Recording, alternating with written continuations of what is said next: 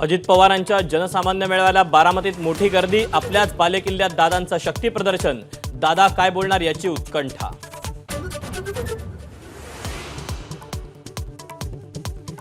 मराठा समाजाला आरक्षण देऊ नये यासाठी देवेंद्र फडणवीसांचा दबाव, मनोज जरांगेंचा गंभीर आरोप, अजित पवारांच्या 2 ते 3 पालकमंत्र्यांवरही षडयंत्र रचल्याचा आरोप।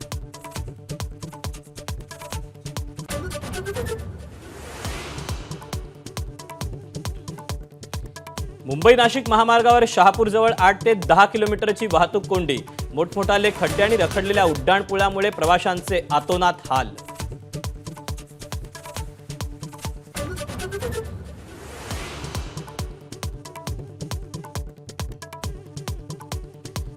रायगड जिल्ह्यातील पाली खोपोली राज्य महामार्ग पाण्याखाली, अंबा नदीला पूर आल्यानं पूरस्थिती।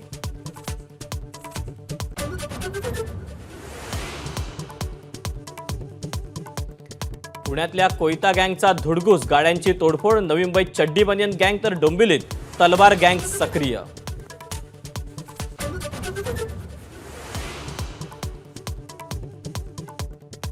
जगन्नाथ मंदिरातलं रत्नभांडार अखेर खुलं, 46 वर्षांनंतर रत्नभांडार उघडलं, जगन्नाथाच्या दागिन्यांची होणार नव्यानं मोजदाद।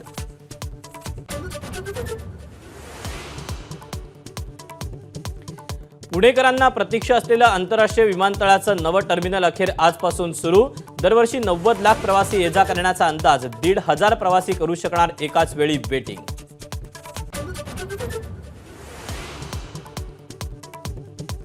अंबानींकडून बॉलिवूडच्या ताऱ्यांना महागडी घड्याळ भेट, शाहरुख रणवीर सिंग हा अनेकांना 2 कोटींचं घड्याळ भेट, तर नवरदेव अनंत अंबानींच्या हाती होतं 54 कोटींचं घड्याळ।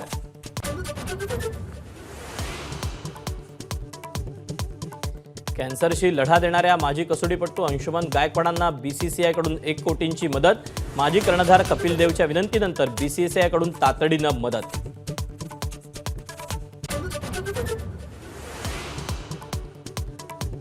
गोसीखुर्द धरणाचे 14 दरवाजे उघडले, 1000 क्युसेक वेगानं वाहतंय पाणी, 5 दरवाजे अर्ध्या मीटर उंचीपर्यंत उघडणार।